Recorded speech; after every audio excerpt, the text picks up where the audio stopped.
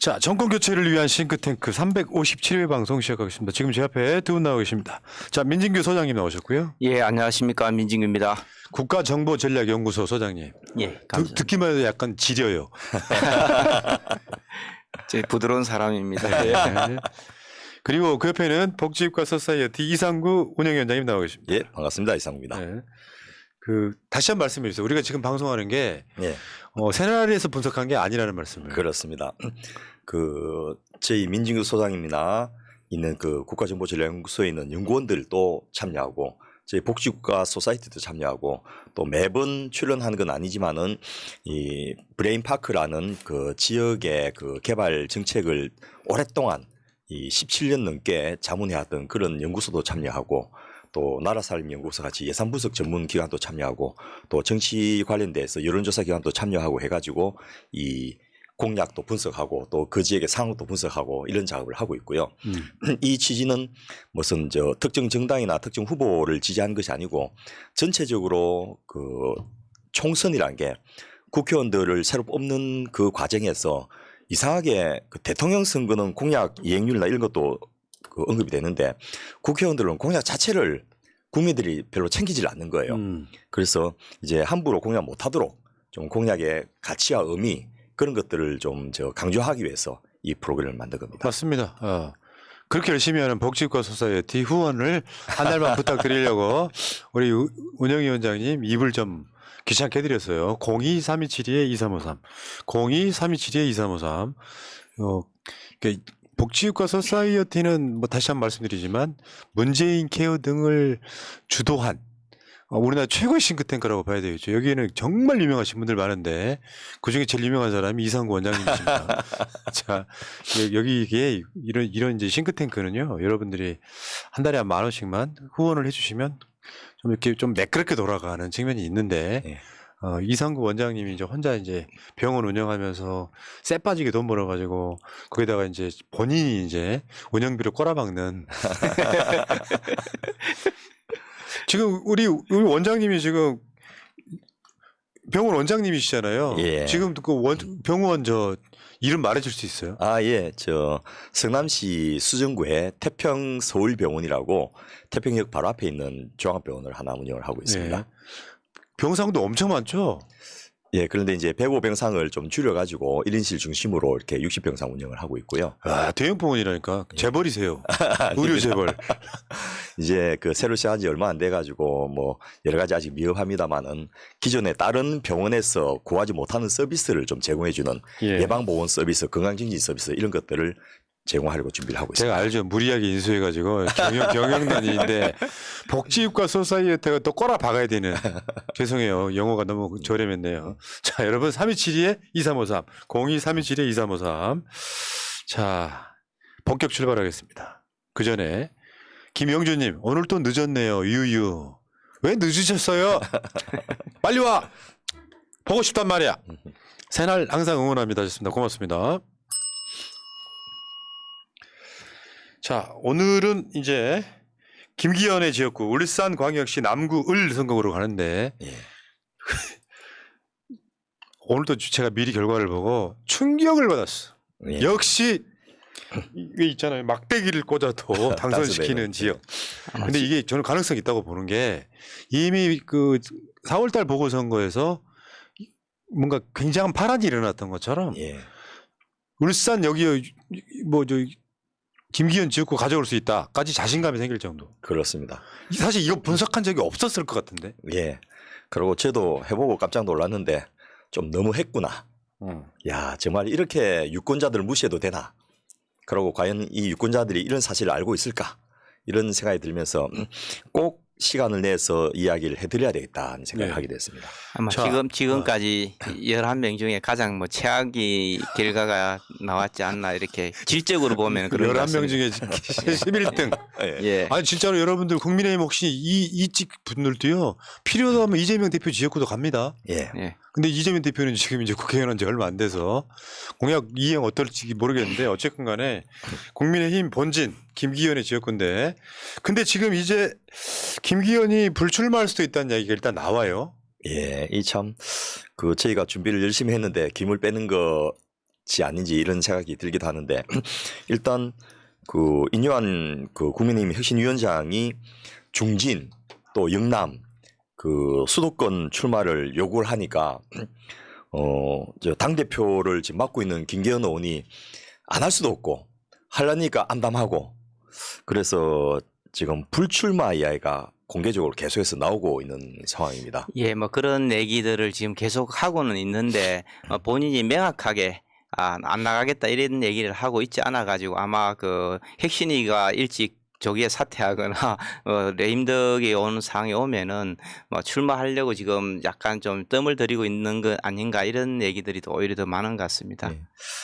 그 지금 그 억지로 당 대표를 힘들게 시켜놨으니까 김기현 대표 입장에서는 뭐 그 용화대가 시키는 대로 하지 않을 수 없을 건데 그 마치 이제 본인도 바지 사장 역할을 저 나름대로 성실히 수행해 왔는데 갑자기 이제 토사구팽하나 이런 느낌을 받아서 억울한 마음은 있지만은 이제 감히 말을 못 꺼내고 있을 건데 반면에 장제원 의원은 아주 뭐 공개적으로 그 장제원 의원이 국민의힘 의원 중에서 그 조직 그 인원 동원 능력이 가장 뛰어나다고 하는데 그 여원산악회라고 그 모임을 소집을 해가지고 거기 뭐 90대 넘는 이제 관광버스들이 몰렸다 하는데 거기서 공개적으로 알량한 정치 인생을 연장하면서 서울까지 가지는 않겠다라고 해서 필요하면 당의 의사나 용화대의 의사에도 불구하고 출마하겠다.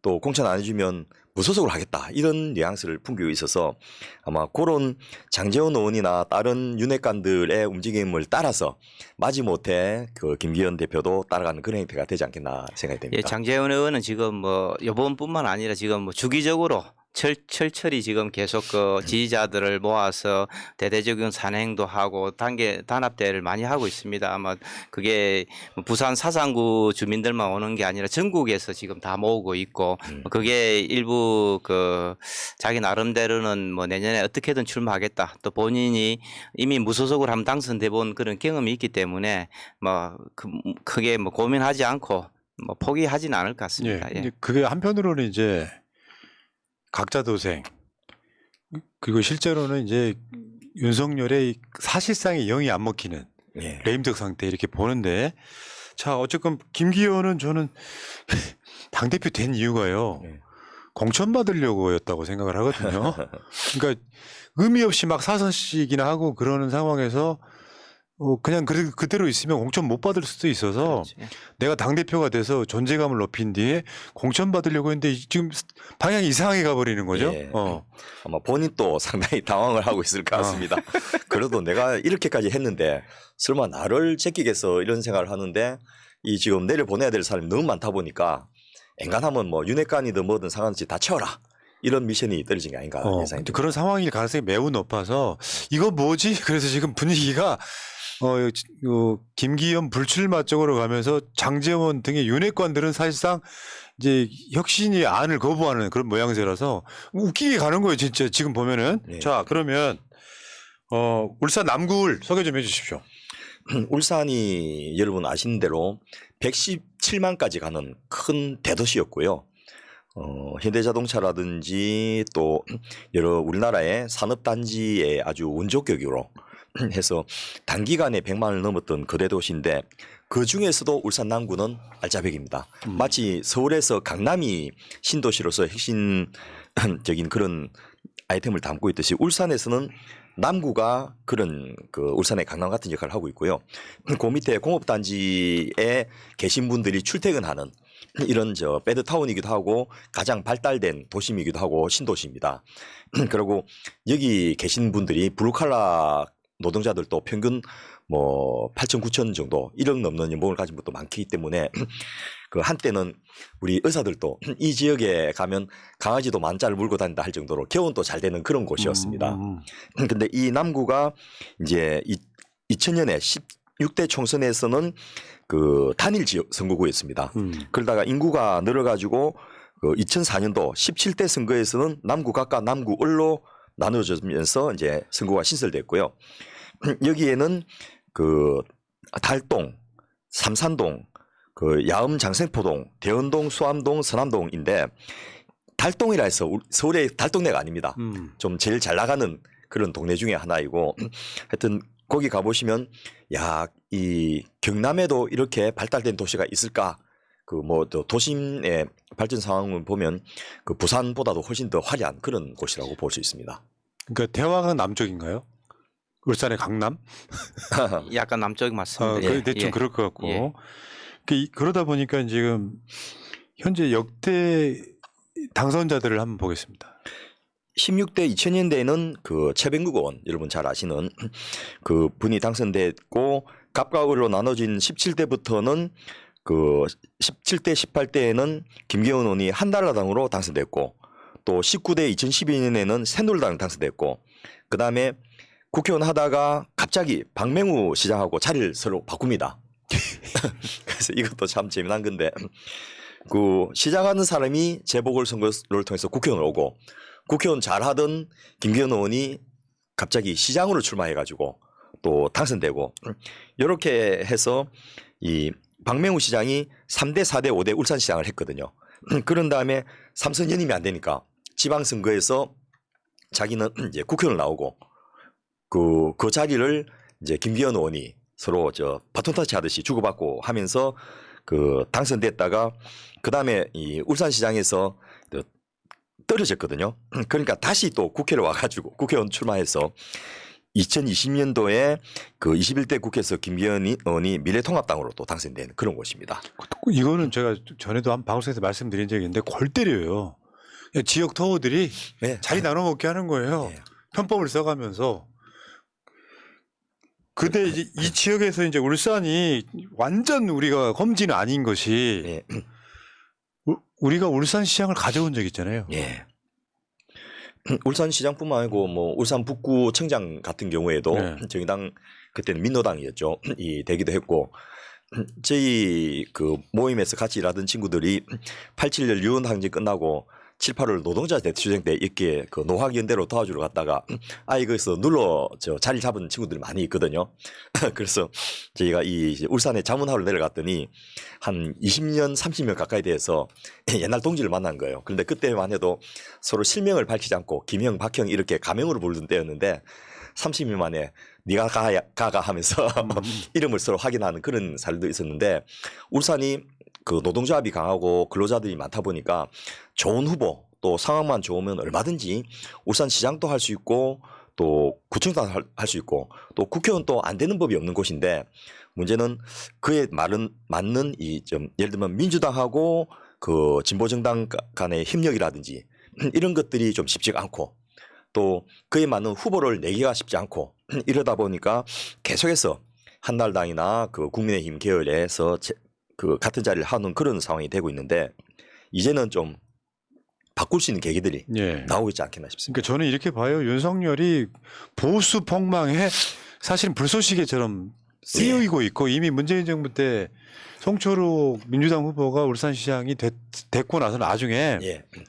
무슨 뭐 이제 청와대가 그걸 개입했네 안 했네 그 논란이 있을 때 그때까지만 해도 김기현이는 그냥 중앙정치에서는 듣보잡이었거든요. 그렇습니다. 홍준표 입장에서는 자기 당대표 할 때 대변인하던 그런 그냥 그런 아이가 지금 당대표가 되어 있어가지고 사실상 국민의힘의 지도력에도 약간 문제가 있는 그런 사람인 것 같고요. 근데 김기현이가 울산 시장 할 때 KTX 노선 바뀌는 문제가 예. 어마어마하게 논란이 됐었죠 지금. 하여튼 이 뭐 김건희 로드의 원조 같은 분이신데 지금 화면이 나오고 있나요? 그 김기현 의원이 아주 오래전에 땅을 사놨는데 갑자기 그 여러분 울산 그 통도사역이라고 KTX 선역이 있지 않습니까? 거기서 울산 시내로 들어오는 이 고속도로가 갑자기 노선이 확 휘게 된 거예요.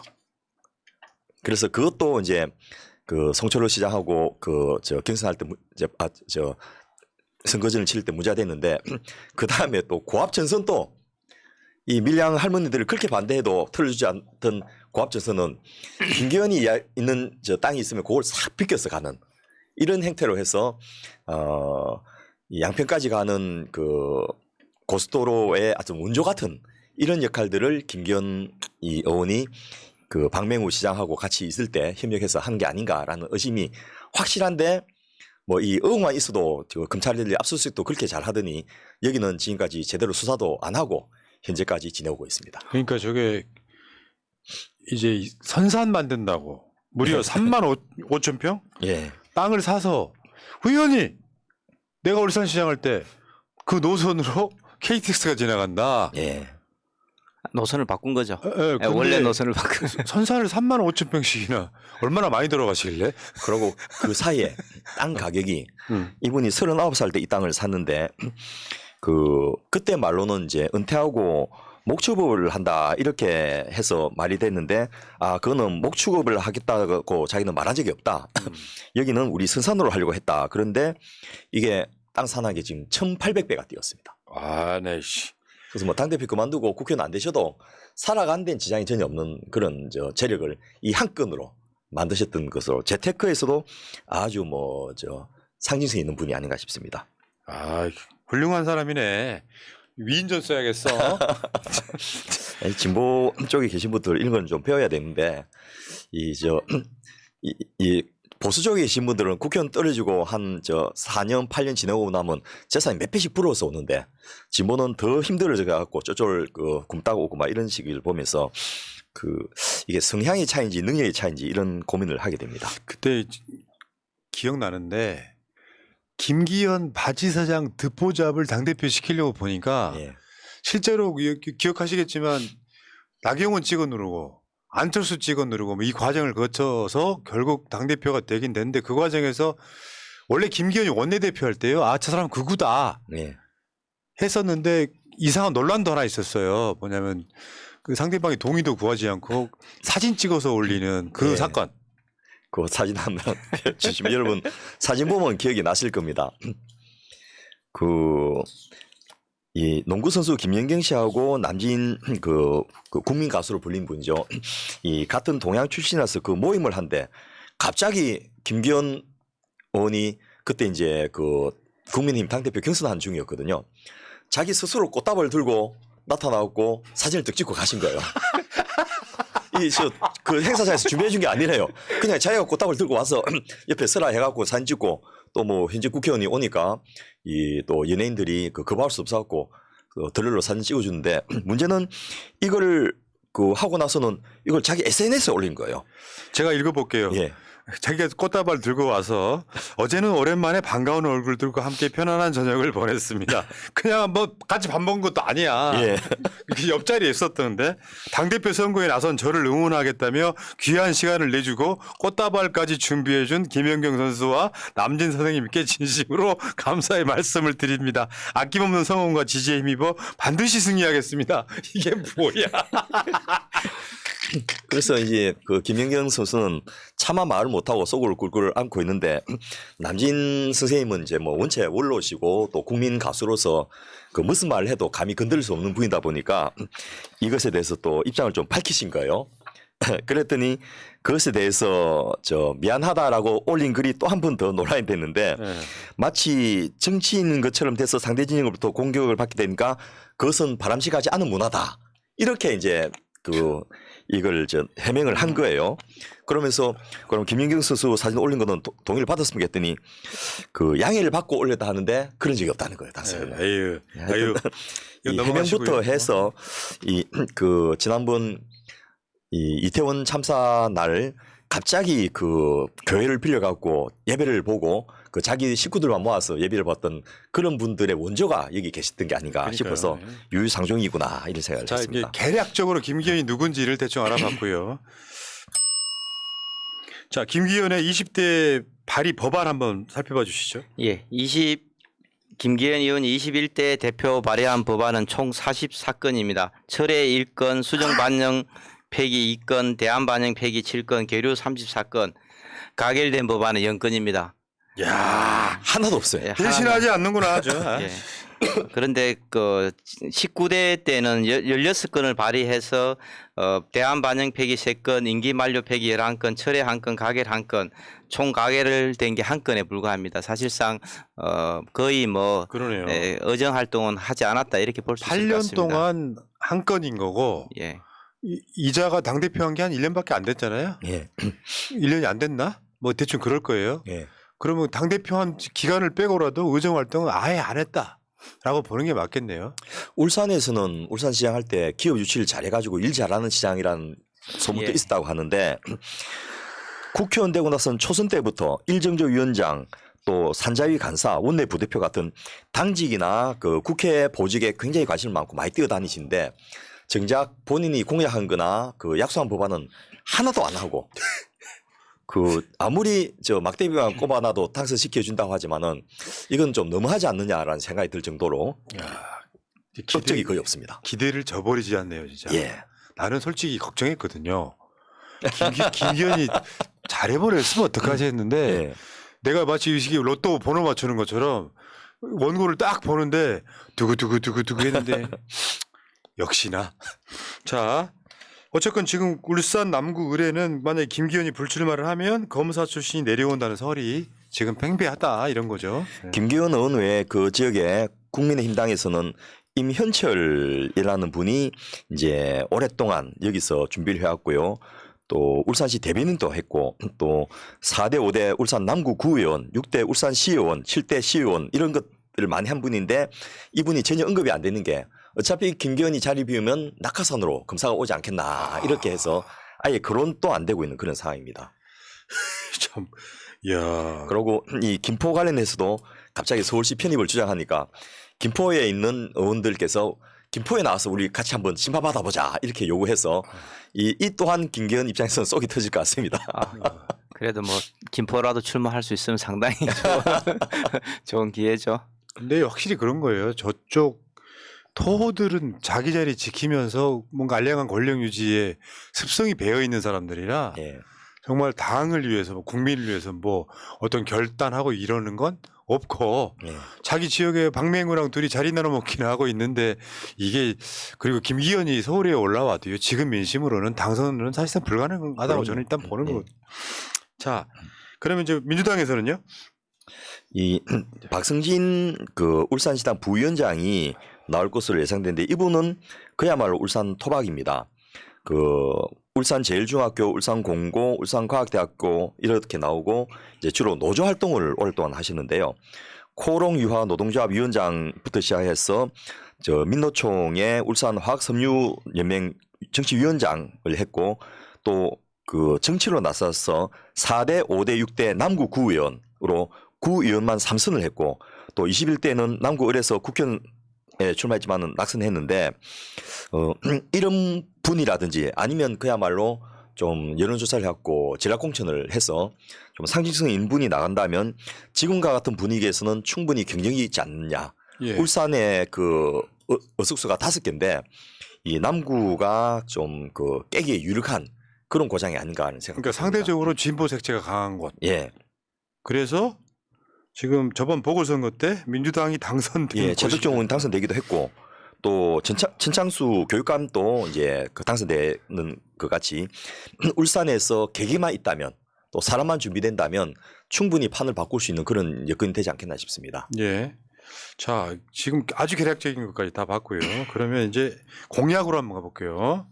자, 21대 공약부터 소개 좀 해주시죠. 예, 한국 매니페스토 실천 본부 자료에 따르면 21대 김기현 의원이 제시한 공약은 22개인데 저희가 선거 공모물도 보니까 22개로 유일하게 똑같았습니다. 그래서 정치와 6개, 경제 9개, 사회 6개, 문화 0건, 과학기술 1건. 그래서 전체 경제 관련 공약이 40.9%를 가장 많았고 과학기술 분야는 한 건도 없이 뭐 그런 상황들이었습니다. 그런데 참 재미난 게요.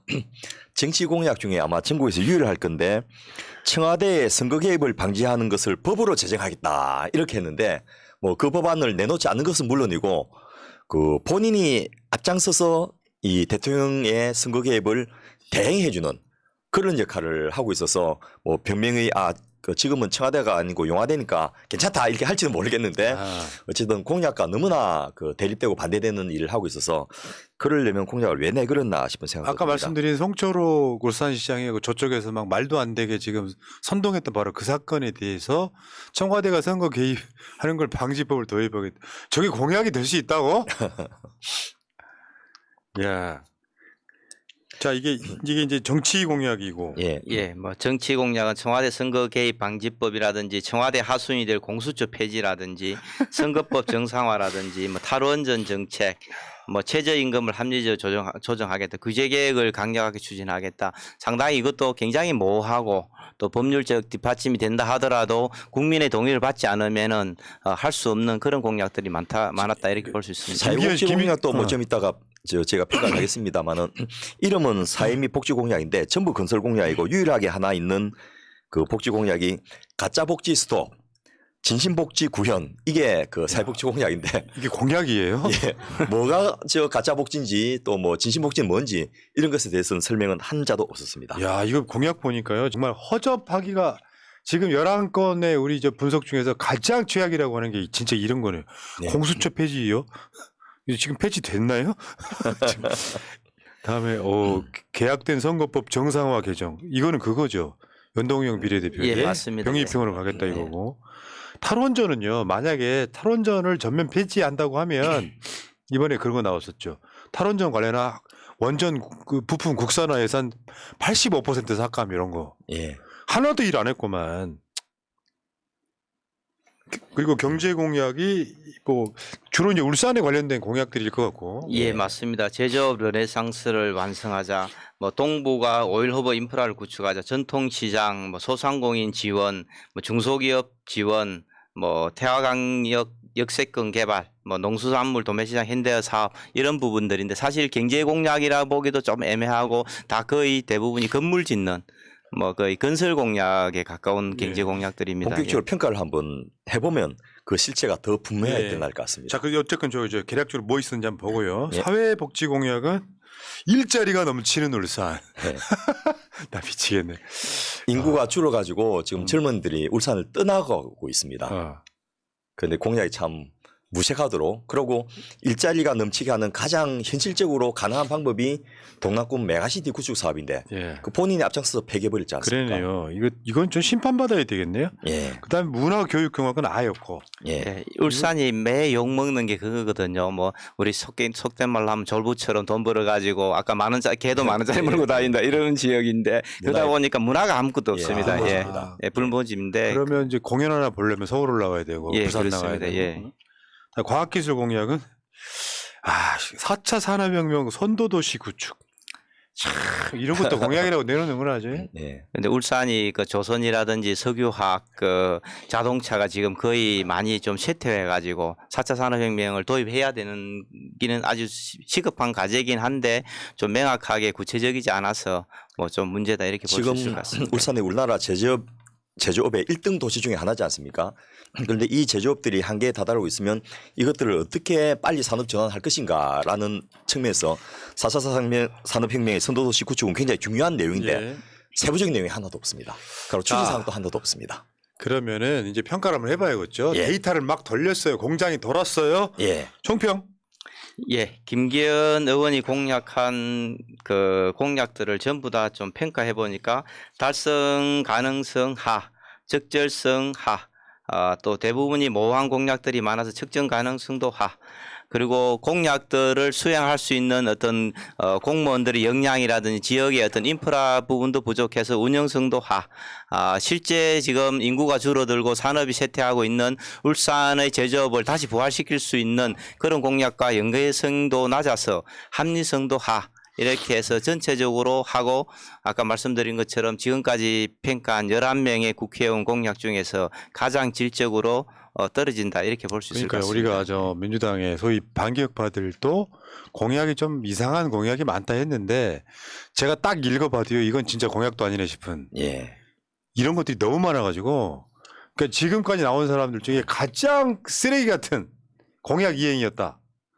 총평인 거고요. 예. 그러면 여기서 이제 아까 구체적으로 한번 보겠습니다. 예. 이 참 이게 알려지면 그 김기현 의원을 뽑았던 울산 시민들 특히 남구을 유권자들이 되게 부끄러울 것 같아요. 야, 지금 무슨 뭐 칭어게인의 올로게인도 아니고 씨. 그래도 뭐 우리가 안 할 수는 없으니까 공약을 살펴는 봐야 되는데 참 이 앞서 말씀드렸듯이 그 청와대 선거 개입 방지법 또 개각된 선거법 정상화했지만은 그 관련된 법안은 아예 제출도 하지 않았고 유일하게 공직선거법 개정 법률안 2건을 제출했는데 이게 뭐냐면 선거 연령 조정에 관한 내용밖에 없습니다. 그러니까 자기가 공약한 것에 대해서 전혀 아무것도 움직임이 없다라는 것이고 4차 산업혁명 선도시 구축 공약 같은 경우에도 아예 그 빌공짜 공약이어서 내용도 하나도 없고 뭐 이분이 블로그도 있고 뭐 인스타도 있고 해서 제가 다 들어가 봤는데 도저히 뭘 했는지 찾을 수가 없었습니다. 진짜 골 때리는 게 4차 산업혁명 선도도시라고 해놓고 과학기술 공약은 0건. 예. 이게 아니 저게 공약이 될 수 있다는 게 골 때리는 거예요. KBS만큼이나 좋은 방송하겠습니다. 새날 차라리 이게 더 인간적이잖아. 예. 이게 뭐야?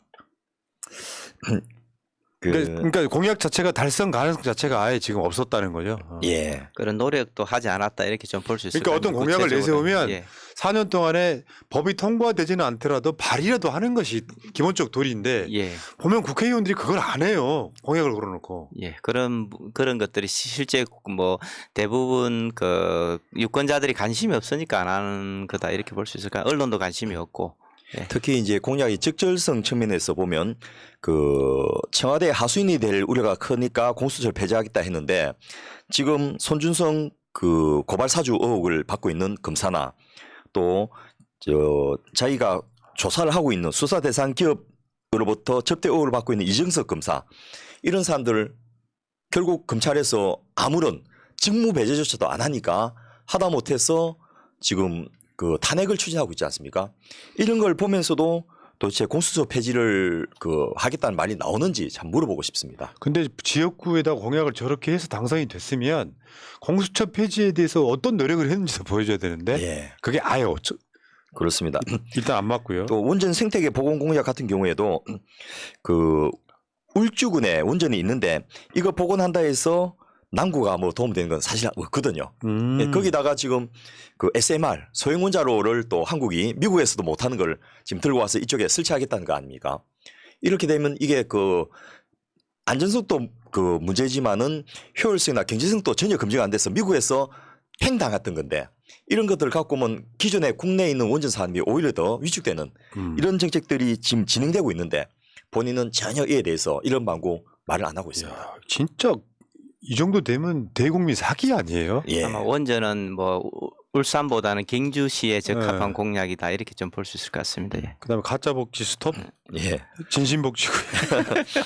이거는 뭐 일단 그 적절성뿐만 아니고 측정 가능성도 그렇고 이 도시에 이런 공약을 해도 지역 주민들이 그냥 내버려 두나 이런 생각이 들 정도로 아, 솔직히 말하면 유권자 네. 수준이 낮아서 그래요. 그럴까요? 예. 그러니까 그 선동 있잖아요. 복지가라는 게 대상도 아닌 사람이 돈 펑펑 타먹는다에 선동돼 갖고 실제로 그런 것들 때문에 진짜 복지가 좀 퇴색되는 그런 측면도 분명히 있는데 아니 가짜 복지는 뭐며 이것도 만약 이게 공약이 되려면 이러한 가짜 복지는 안 한다. 그래서 이러한 복지를 하겠다라고 써줘야 되는 거지 무슨 가짜 복지 진심 복지 아나 씨. 저희 친구들도 그 울산 남구에서 개원한 저 친구들이 많이 있고 또 제가 아는 분들도 울산 남구가 연고지인 분들이 많은데 다들 참 똑똑하거든요. 네. 그런데 어떻게 울산에서 이런 그 공약을 내거는 의원들을 계속해서 자꾸 당선시켜 주는지 참 안타깝고 답답합니다. 공약은 일단 안 보고 그런 것 같아요. 그러니까 국민의힘 뭐 한나라당 새누리당이니까 뽑아주는 그 예. 분위기였을 거고요. 다음에 측정 가능성으로 가겠습니다. 예. 규제 계획을 강력하게 추진하겠다 이러는데 계획할 규제에 대해서도 구체적으로 명시하지 않았었고요. 또 제조업 르네상스를 완성하겠다. 이거 지금 뭐 전통시장 살리자 뭐 이런 것들인데 그럼 제조업 어떤 부분을 부활시킬 것인지 뭐 자동차나 조선이든 중공업이든 석유화학이든 이런 부분도 명확하지 않고요. 뭐 간선에서 지선까지 교통망을 확충하겠다도 어느 노선을 몇 차선으로 늘리고 몇 킬로를 더 뭐 보완하겠다든지 뭐 이런 내용들이 없으니까 이 부분도 좀 측정하기는 굉장히 모호하다 이렇게 봐서 네. 하로 평가했습니다. 저는 제가요 당장 출마를 한다고 해도 이 정도 공약을 만드는 건 10분도 안 걸리죠. 그렇습니다. 예를 들면 좋은 도시 만들겠습니다. 예. 이런 나 어처구니 없네. 디테일이요 디테일 이재명처럼 하라고 할 수 있는 것만 공약을 걸어서 디테일하게 뭘 하겠다라는 걸 구체적으로 제시를 해야죠. 이건 쉽게 표현하면 측정이 안 되는 거잖아요. 예. 했는지 안 했는지도 모르는. 그 제조업 르네상스라는 거는 이제 이 책을 쓰신 분이 있고 문재인 정부에서 이걸 구체화시키기 위해서 그 국정가치위원회도 운영했고 꽤 내용이 많이 만들어졌거든요. 근데 이거 청구받겠다고 다 엎어버리고요. 심지어는 이분은 자기 공약의 제조업 르네상스 완성을 약속했는데 관련해서 세미나를 한다든지 연구 모임을 한다든지 이런 것들이 하나도 없었습니다. 계속해서 윤석열한테 비비고 비벼가지고 존재가 없는 당대표로 지금 불출마 압박까지 받고 있는 예. 자업자득인 거지 뭐. 그리고 그 간선에서 지선까지 교통망 확충을 공약으로 내걸었는데 그 고속도로를 틀어갖고 자기 땅을 지나가게 하는 거 말고는 교통망 확충에 대해서 어디를 어떻게 확충하겠다는지 이런 게 하나도 없어요. 야, 말 되네요. 내 땅의 교통망 확충을 이야기한 것인지 그렇죠. 의심할 수밖에 없는 그런 공약 같습니다. 왜 있잖아 이익의 사유와 예, 손실의 사회와 어저께 나오신 게스트분이 송순호 저 마산 회원 예, 지역위원장이 그 이야기하더라고요. 이익의 사유와 손실의 사회화. 그렇죠. 예, 그거네.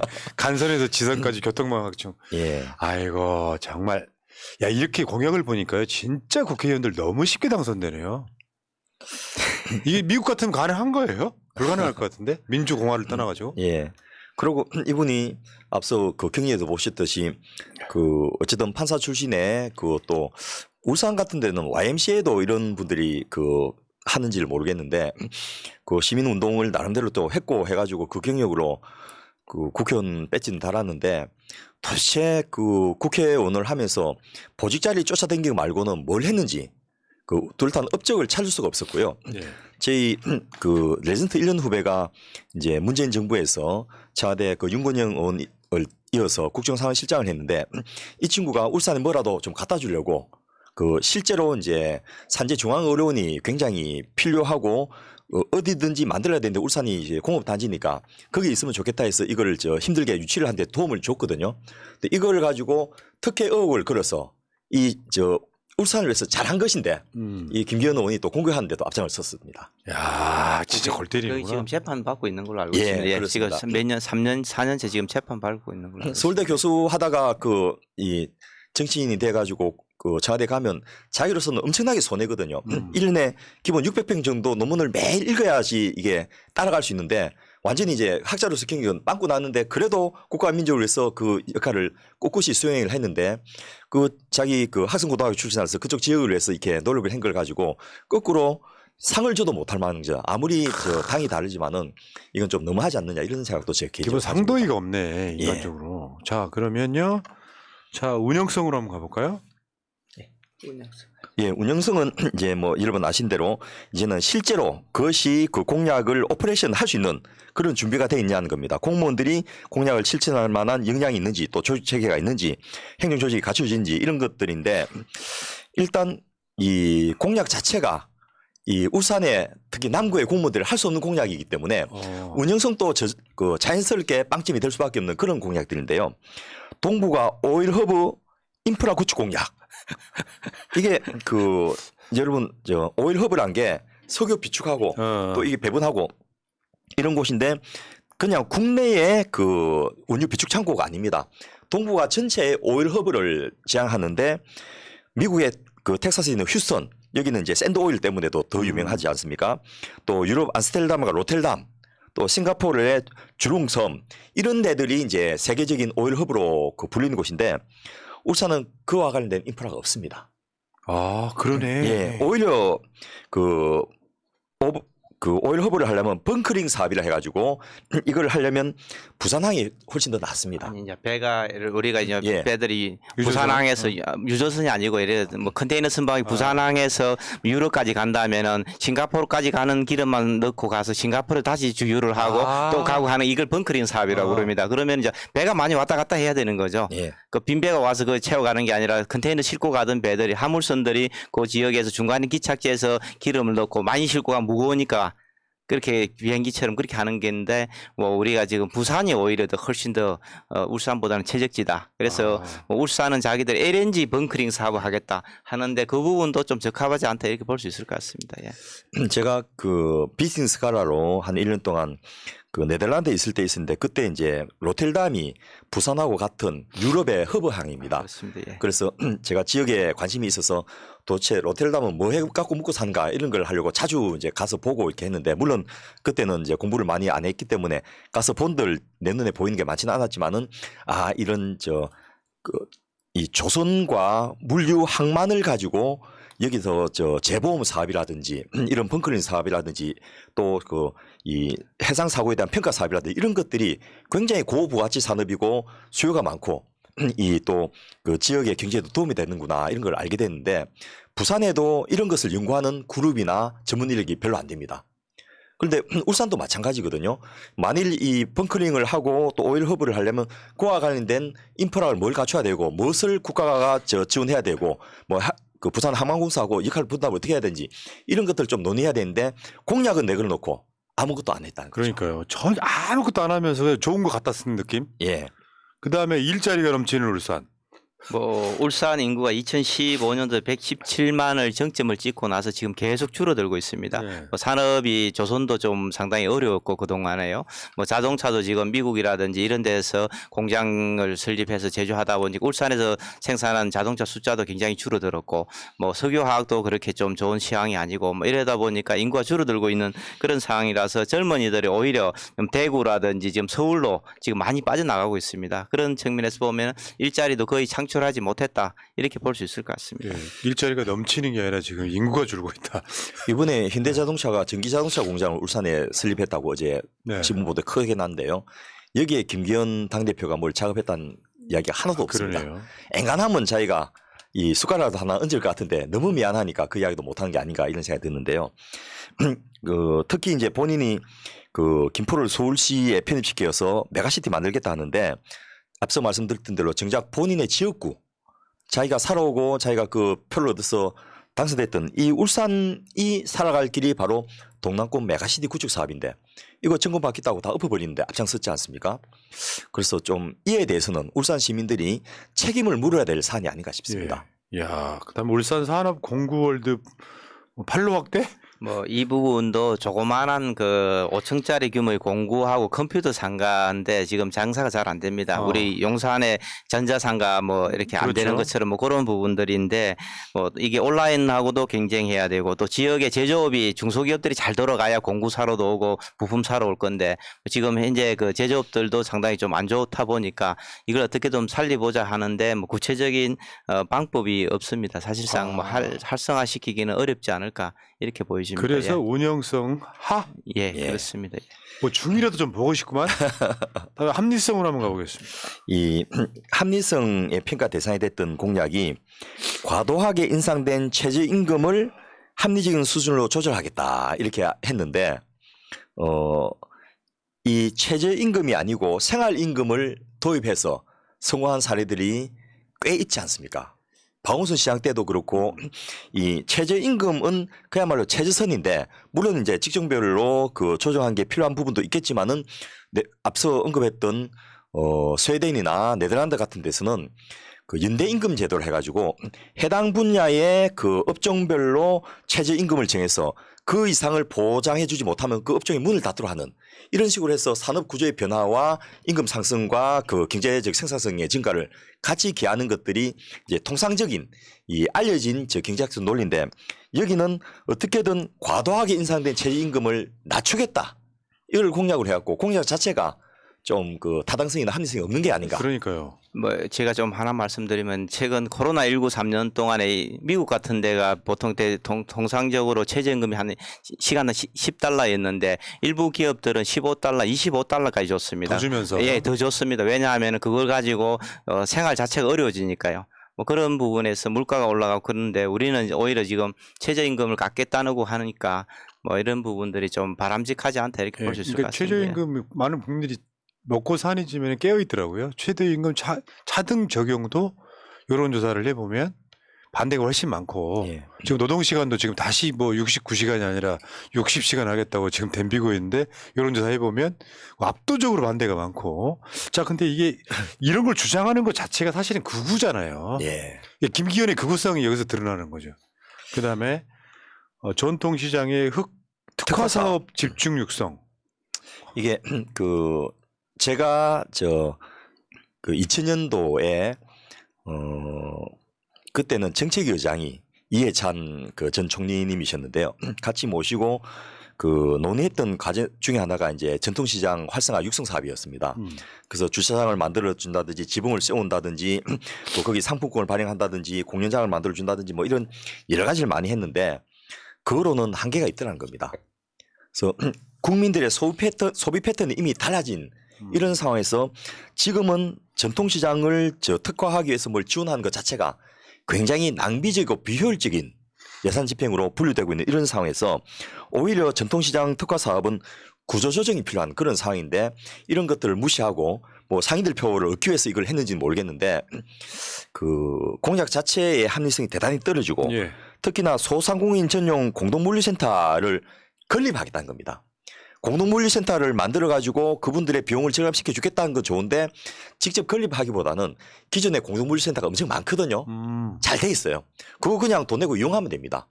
이런 것들을 좀 지역에서 논의하고 또 선거 과정에서 토론됐으면 이런 말도 안 되는 공약이 버젓이 살아남아 있고 또 선거 때마다 되풀이 되면서 그러네요. 내걸린데 전혀 진전된 건 없고 이런 상황을 좀 막을 수 있지 않을까 그러니까 싶습니다. 전통시장의 특화 사업 집중 육성 이 사업 이 공약은 다음 선거 때 또 나옵니다. 그렇지 예, 않겠어요? 예. 네. 소상공인 전용 공동 물류센터를 조금 제가 설명을 조금 드리면은 네. 예를 들어서 뭐 전통시장에서 점포들이 다다다닥 붙어 있고 이렇게 들어가기 복잡하고 이러니까 이제 바깥에 조금 약간 이런 공간들을 마련해 놓고 거기서 오는 배송 물건들을 거기 모아 놓고 또 거기서 또 일부 사람이 시장통 안에 내에 있는 점포까지 이렇게 옮겨주겠다 이런 그거든 옥상 옥이고 또 실질적으로 대기업들이 이미 물류는 장악하고 있기 때문에 이런 걸 만드는 것 자체가 그렇게 뭐 효율적이다 이렇게 볼 수는 없을 것 같습니다. 거의 퀵 서비스 수준으로 물류센터에서 배달이 잘 됩니다. 예. 그리고 뭐 물류센터 한번 가보신 분은 알겠지만 우리나라가 이 물류센터 기술이 또 세계 최고입니다. 그 로봇이 쭉 올라가서 해당된 그 위치에 있는 물건을 싹 빼갖고 탁탁탁 그 포장해서 갖다 주는 이런 정도로 굉장히 초고속으로 지금 우리나라에 그 뭐 말이 많지만 쿠팡이라든지 여러 가지 택배 서비스들 퀵 서비스들이 잘 되는 이유 중에 하나가 물류 인프라가 되기 때문이거든요. 그러면 그런 부분들을 전통상인들을 이용할 수 있도록 뭐 지원금을 좀 준다든지 이렇게 하면 되는 건데 공약을 아예 우리가 단독으로 물류센터를 만들겠다.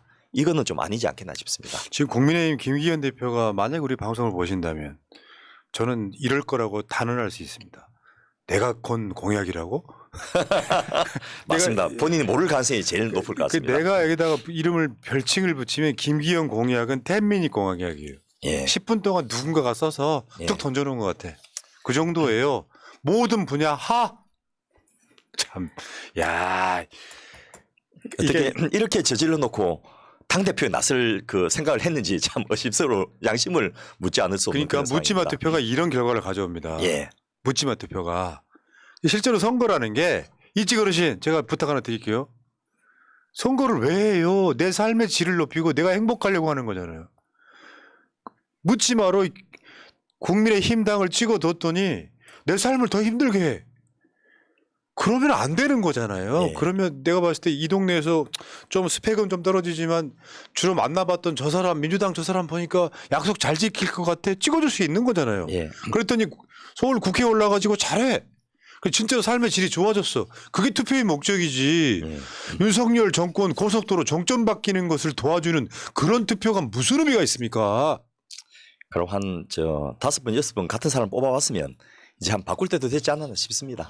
아이고 10미닛 공약 진짜 어처구니 예. 없네요. 좀 구체적으로 실천 가능하고 안 그래도 지금 어려워진 그 예. 울산시 경제를 좀 살릴 수 있고 또 외부로 실제 울산이 뭐 아까 문화 인프라 같은 게 전혀 없어 가지고 공장에서 일하시는 분이 퇴직하고 나면 전부 다 자기 고향으로 다 돌아갑니다.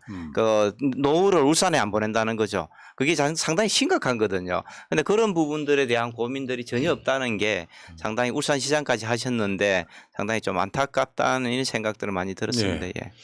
자, 뭐 이렇게 하면 어떨까요? 내가 공약을 못 지켰으므로 불출마하겠다.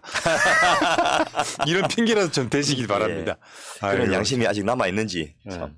그 지금 울산 남구 을 같은 경우는 민주당이 하기 나름으로는 당선 가능도 한 곳. 예. 예. 그래서 뭐 필요하면 저 진보 정당하고 전략적 제휴를 해서 연합 공천을 한다든지 이런 것들도 좀 고려해야 될 지역이 아닌가 싶습니다. 알겠습니다. 자, 기대를 저버리지 않는 김기현 국민의힘 당대표 이야기였습니다. 다음 주를 좀 결정해 주세요. 장재원? 장재원 좋다. 아, 예. 다음 주 장재원 가겠습니다. 예, 알겠습니다. 예, 그렇게 준비하겠습니다. 예. 자, 장재원은 어떻게 4천 명을 모았나? 예. 그것부터 한번 풀어볼게요. 지역구에 다 왔을 가능성은 없어요. 예. 예. 예. 자, 정권 교체를 위한 싱크탱크 357회 방송 마치겠습니다. 고생하셨습니다. 고맙습니다. 예, 감사합니다. 수고하셨습니다.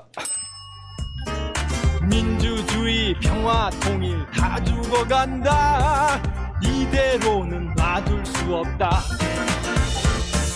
자 다시 한번 해보는 거야 자 다시 한번 싸우는 거야 자 손 맞잡고 어깨를 걸고 우리 함께 이기는 거야 자 다시 한번 해보는 거야.